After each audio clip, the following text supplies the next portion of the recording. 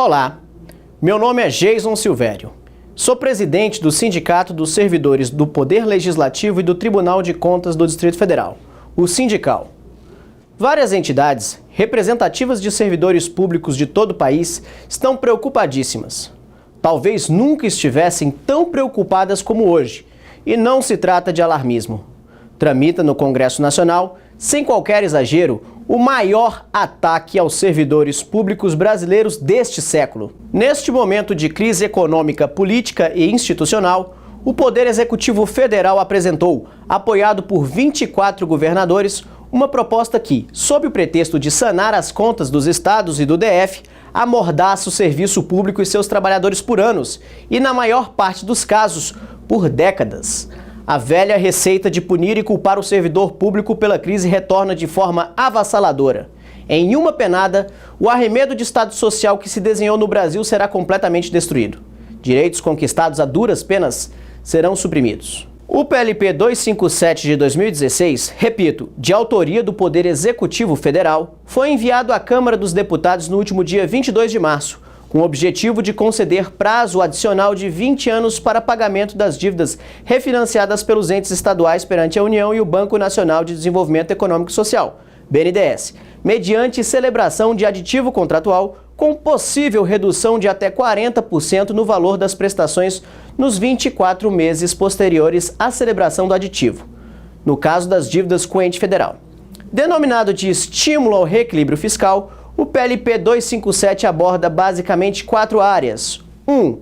Refinanciamento da dívida, com previsão de amplo ajuste na administração pública e possibilidade de privatização de empresas para pagamento de débitos. 2. Alteração na Lei de Responsabilidade Fiscal, denominadas medidas de reforço à responsabilidade fiscal. 3. Incentivo às exportações por meio da criação do Certificado de Garantia de Cobertura do Seguro de Crédito à Exportação. E 4. Intervenção na política monetária, visando controlar as condições de liquidez na economia, implantando política de depósitos remunerados por meio do Banco Central.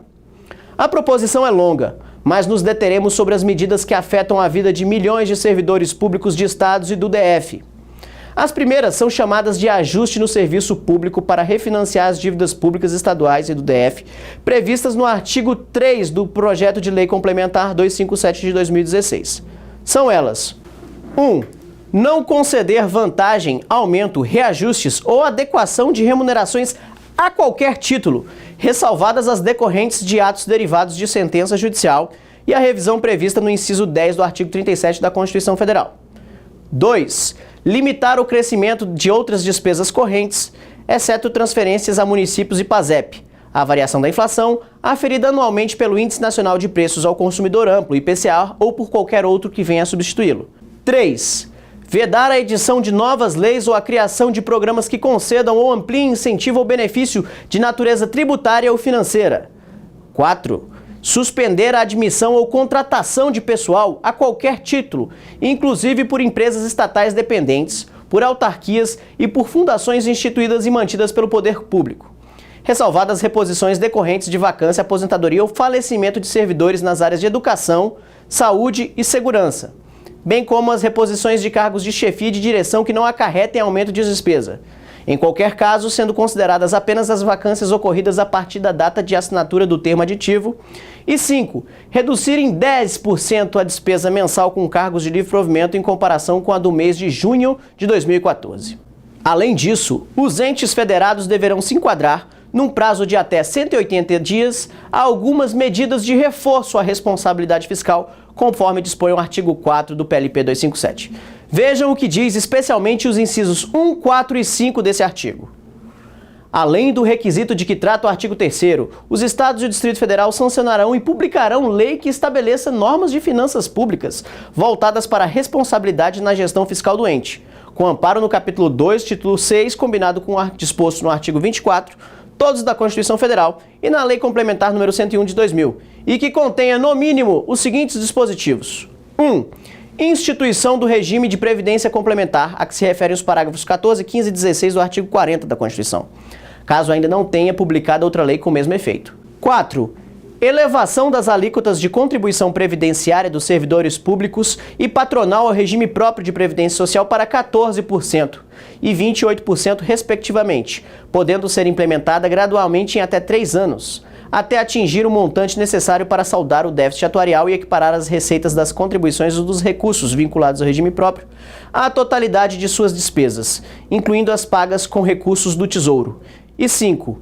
Reforma do regime jurídico dos servidores ativos e inativos, civis e militares, para limitar os benefícios, as progressões e as vantagens ao que é estabelecido para os servidores da União. Veja que esse último dispositivo vulnera flagrantemente o Pacto Federativo, já que atrela os regimes jurídicos estaduais e do Distrito Federal ao estabelecido no regime jurídico dos servidores públicos da União. Infelizmente, há mais. O artigo 9º do PLP 257 viabiliza um audacioso plano geral de privatização das empresas estatais dos estados e do DF, para fins de quitação de suas dívidas com a União e condiciona os devedores a pagamento de eventuais encargos para saneamento das empresas, de modo a torná-las mais interessantes ao mercado, ou seja, aquela velha praxe de apropriação privada do dinheiro público. Trata-se de um desmonte do Estado e a funesta precarização dos direitos dos empregados públicos.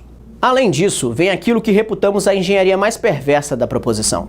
A alteração na Lei de Responsabilidade Fiscal de modo a serem computadas como outras despesas de pessoal os valores dos contratos de terceirização de mão de obra ou qualquer espécie de contratação de pessoal de forma direta ou indireta, inclusive para substituir postos de trabalho de servidores públicos efetivos, bem como para os repassados para organizações da sociedade civil, OSs, relativos à contratação de mão de obra por tais entidades para a consecução de finalidades de interesse público.